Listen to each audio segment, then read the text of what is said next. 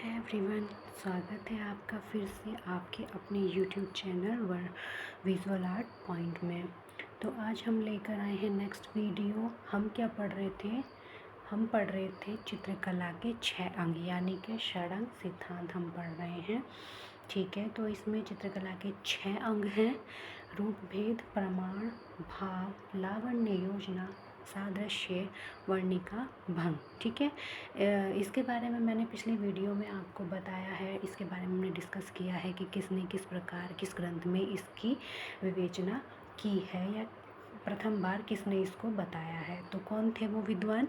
यशोधर पंडित। ठीक है, उन्होंने वात्स्यायन के कामसूत्र की टीका की थी जयमंगला नाम से, और उसमें ही उन्होंने एक श्लोक दिया था: रूप भेदा प्रमाणानि भाव लावण्य योजना सादृश्य वर्णिका भंग इति चित्र षडगकम्। ठीक है, तो उस ही श्लोक में ये 6 अंग बताए गए हैं चित्रकला के, आलेख्य के। ठीक है, जिनका विस्तृत विवरण या विवेचन अवनींद्रनाथ टैगोर ने अपनी बुक बागेश्वरी शिल्प प्रबंधावली में किया है। ठीक है, उन्होंने अपनी पुस्तक जो है 1921 में प्रकाशित की थी और उसका दूसरा नाम है भारतीय शिल्प के षडंग। ठीक है, उसी पुस्तक को भारतीय शिल्प के षडंग कहा जाता है।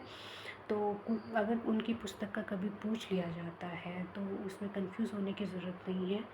बागेश्वरी शिल्प प्रबंधावली और भारतीय शिल्प के षडंग, ये 1921 में जो है प्रकाशित हुई थी उनकी पुस्तक, और उसमें उन्होंने इसका विस्तृत विवरण दिया है। ठीक है, तो लास्ट वीडियो में हमने रूप भेद और प्रमाण के बारे में पढ़ लिया था कि रूप भेद क्या है, प्रमाण क्या है। तो आज हम वीडियो में शुरू करेंगे भाव। ठीक है, भाव क्या है? आकृतियों में दर्शक को चित्रकार के हृदय की भावना दिखाई दे। ठीक है, जो हमारे सामने आकृतियाँ होती हैं या कोई पेंटिंग होती है, कोई चित्र होता है, तो उसमें हमें चित्रकार के हृदय की भावना दिखाई दे, वही क्या है?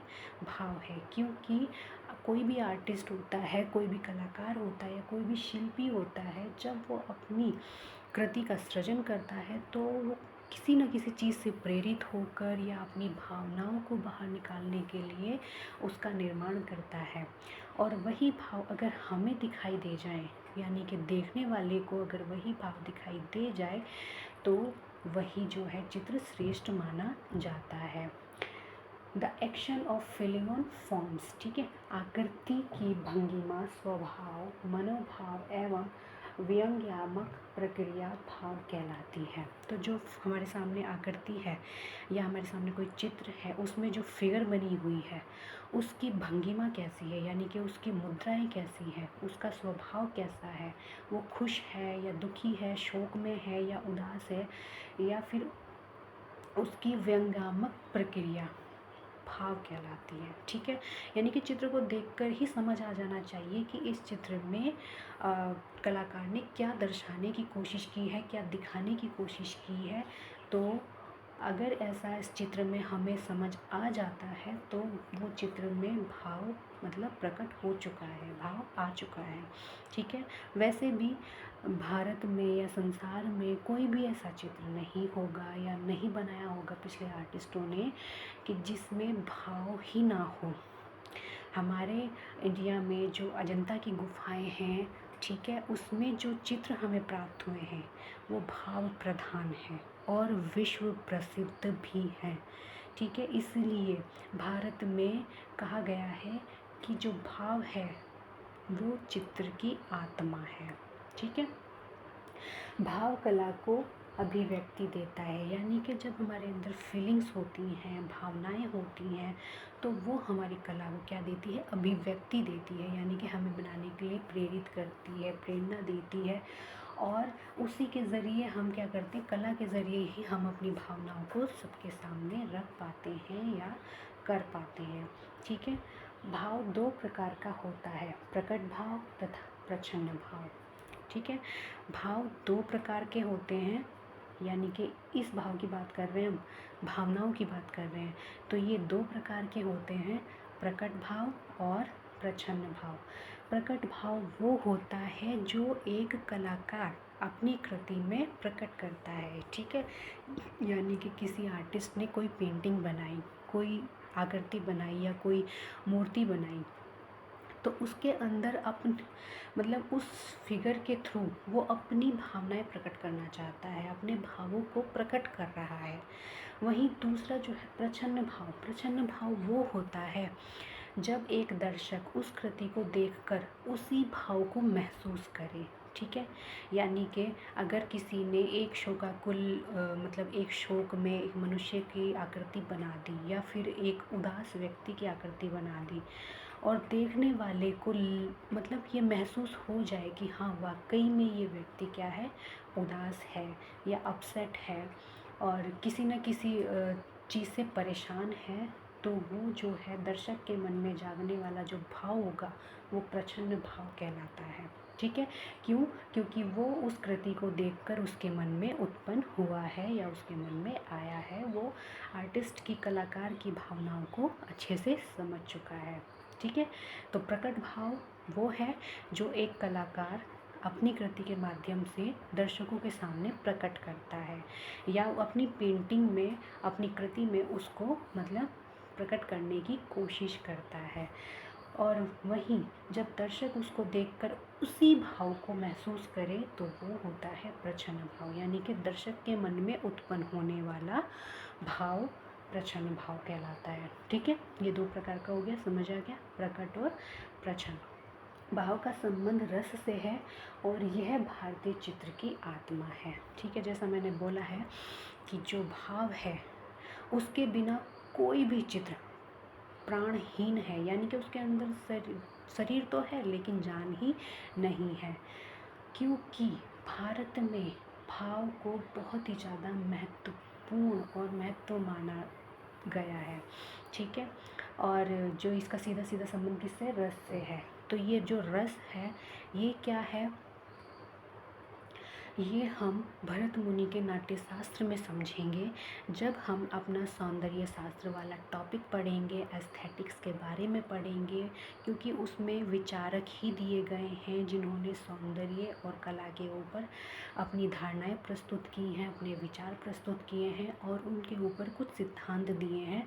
तो ये जो चीज़ें हैं हम सौंदर्य शास्त्र वाले पार्ट में ही कवर करेंगे।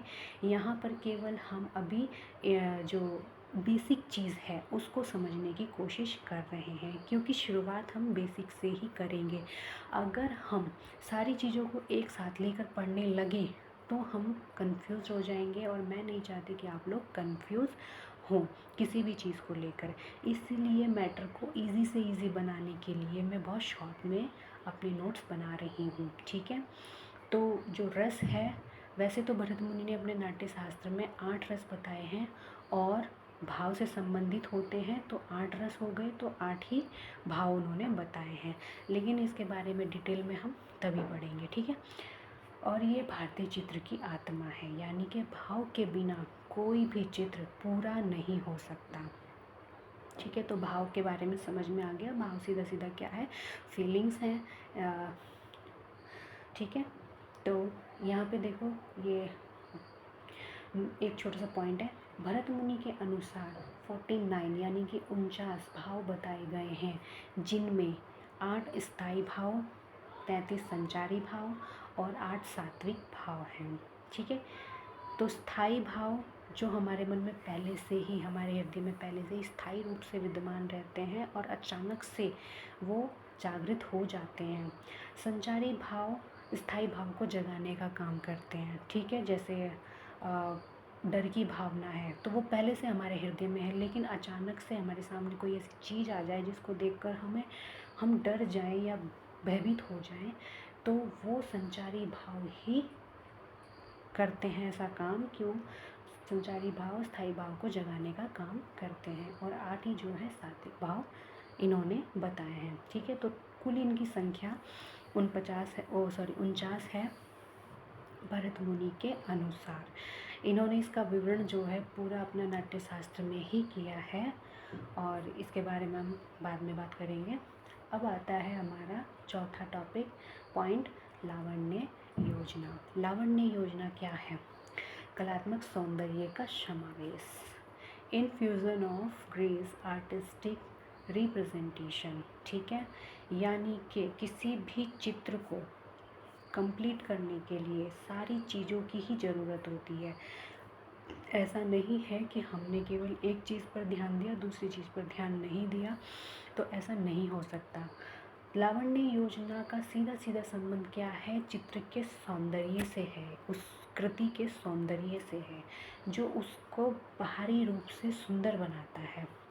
जिस प्रकार भाव चित्र के आंतरिक सौंदर्य का बोध करवाता है, उसी प्रकार लावण्य बाह्य सौंदर्य का बोध करवाता है, ठीक है। जैसे कि भाव जो है वो किसी भी चित्र में आंतरिक सौंदर्य का बोध करवा रहा है, यानी कि उसके अंदर की सुंदरता को प्रकट कर रहा है, जिसको देखकर हमें जो है प्रसन्नता होती है। उसी प्रकार लावण्य योजना जो है वह है चित्र के बाहरी सौंदर्य को प्रकट करता है, यानी कि उसके बाहरी सौंदर्य का बोध करवाता है। चित्र में बाहरी सौंदर्य का होना ही लावण्य है, ठीक है। यानी कि बाहरी रूप से उसका सुंदर होना ही लावण्य है, चाहे वो चित्र हो, चाहे वो मूर्ति हो, चाहे वो कुछ भी हो, ठीक है। तो ये लावण्य योजना से संबंधित है, सीधा सीधा सौंदर्य से संबंधित है, यानी कि किसी भी कृति को बाहरी रूप से सुंदर बना देना, ठीक है, लावण्य योजना के अंतर्गत आता है। इसमें एक विद्वान है रूप गोस्वामी, ठीक है। इन्होंने उज्ज्वल नीलमणि, ये इनका ग्रंथ है, उज्ज्वल नीलमणि नामक ग्रंथ में लावण्य के विषय में कहा है, मोती की तरलता की भांति शोभित करने वाला गुण लावण्य है, ठीक है। तो जो रूप गोस्वामी हैं, इन्होंने एक अपने ग्रंथ उज्ज्वल नीलमणि में लावण्य के बारे में ये बात कही है, ये कोटेशन कही है, मोती की तरलता की भांति शोभित करने वाला गुण ही क्या है? लावण्य है, ठीक है। इतना क्लियर हो गया? भाव समझ आ गए, लावण्य योजना समझ आ गई। अब आता है सादृश्य।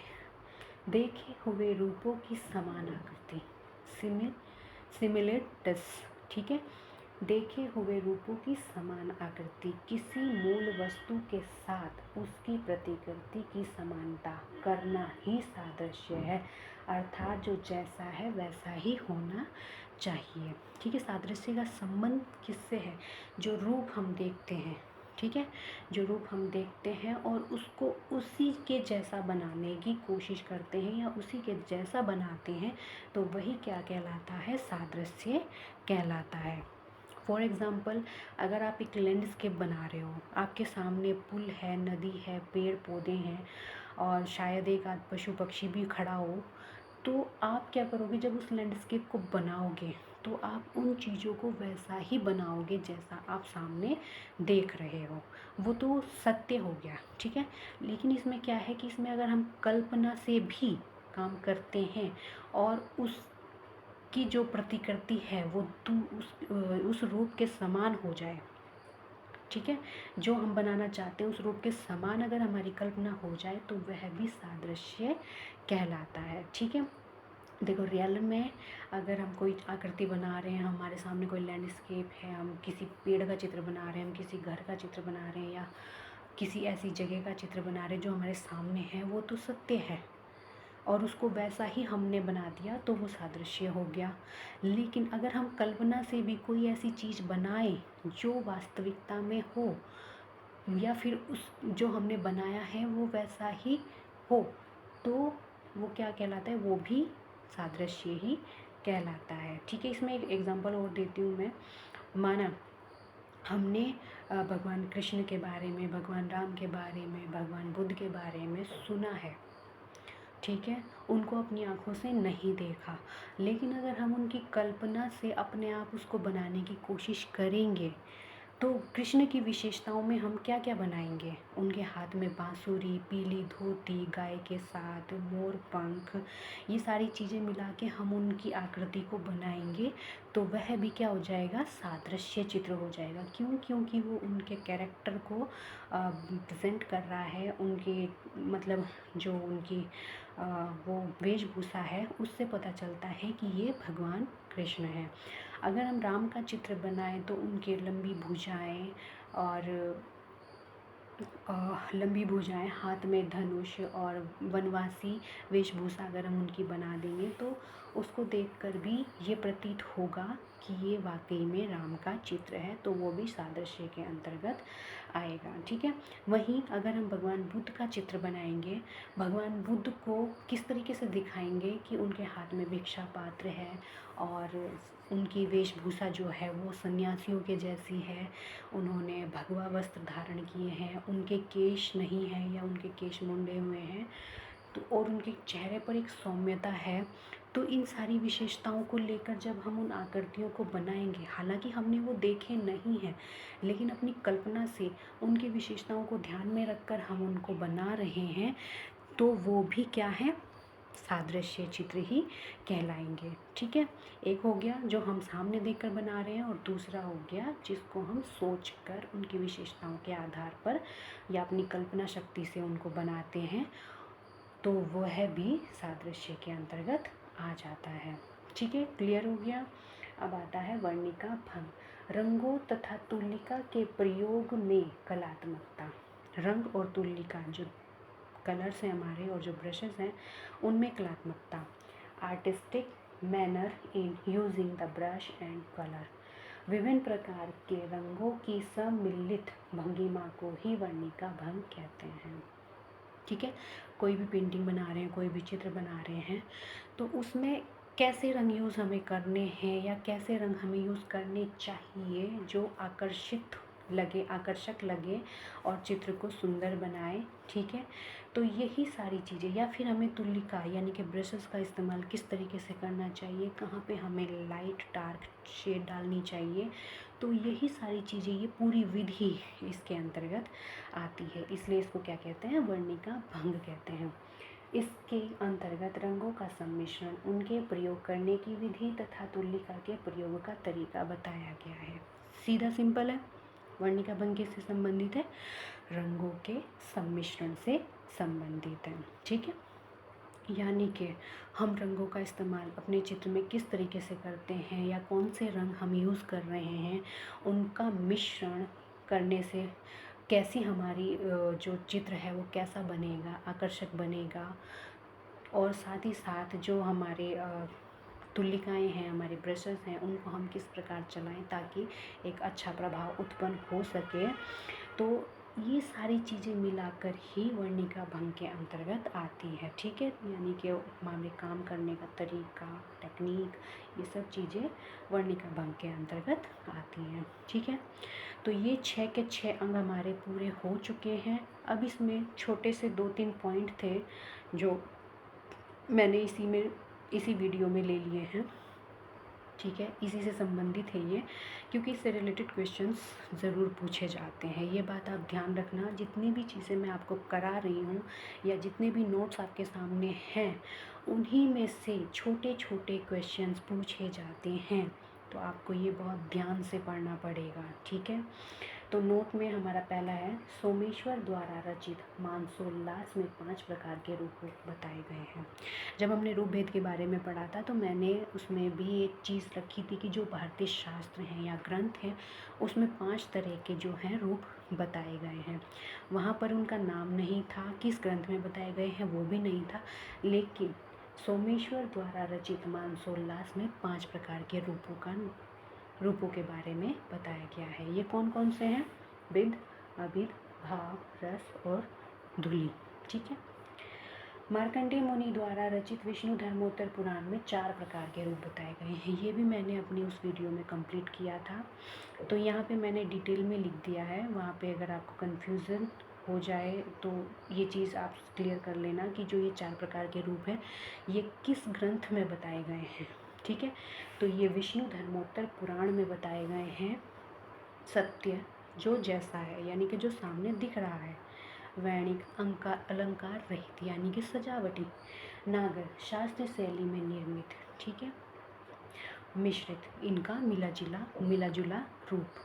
तो ये 4 प्रकार के रूप इसमें बताए गए हैं विष्णु धर्मोत्तर पुराण में, सत्य, वैणिक, नागर और मिश्रित। ठीक है। सिर को 4 भागों में केश, ललाट, नासिका, होंठ में बांटा गया है। ठीक है। ये मैंने प्रमाण में आप लोगों को बताया है। कि जो हम एक ताल बनाते हैं किसी फिगर के लिए का इकाई बनाते हैं, एक सिर बनाते हैं, तो उसको हम 4 पार्ट्स में डिवाइड करते हैं बराबर भागों में। तो ये 4 भाग कौन कौन से होते हैं? पहला भाग केश, दूसरा भाग ललाट यानी कि माथा, तीसरा भाग नासिका यानी कि नाक, और चौथा भाग आता है होंठ। ठीक है, इन 4 भागों में हम सिर को बांटते हैं। ठीक है, तो इस वीडियो में हमारे जो कला के 6 अंग हैं और उससे रिलेटेड जो कुछ इम्पोर्टेंट चीज़ें थी वो मैंने कवर कर ली है। अब इसके बाद हम पढ़ेंगे कला के तत्व। ठीक है, जो कला के मूलभूत तत्व होते हैं वो कौन कौन से होते हैं, उनके ऊपर शायद वीडियोस थोड़ी लंबी हो जाए, क्योंकि वो भी 6 ही हैं, और लेकिन उनके बारे में जो है डिटेल में पढ़ना पड़ेगा। बहुत सारी चीज़ें ऐसी होती हैं जो क्वेश्चंस में पूछी जाती हैं। आपके सामने ये 6 अंग हैं, इनसे भी रिलेटेड कुछ भी पूछ लिया जाता है, लेकिन जो तत्व हैं उससे भी बहुत डीपली क्वेश्चंस पूछे जाते हैं। अगर आप नेट की तैयारी कर रहे हो तो आपको कोई भी चीज़ स्किप नहीं करनी है, कोई भी पॉइंट आपको छोड़ना नहीं है। और साथ ही साथ अगर आपके पास अलग से बुक्स अवेलेबल हैं तो आप उनसे भी रीड करते रहिएगा। छोटे मोटे एग्ज़ाम के लिए इतना मैटर काफ़ी है, लेकिन नेट के लिए आपको बहुत ज़्यादा डीपली पढ़ना पड़ेगा। नेट में भी ये चीज़ें काम आएंगी, लेकिन उसके अलावा भी मैं आपको सजेस्ट करूँगी कि आपको अपनी तैयारी अच्छे से करते रहना चाहिए। ठीक है, तो अगली वीडियो में हम कला के तत्वों के बारे में पढ़ते हैं। तब तक के लिए टेक केयर।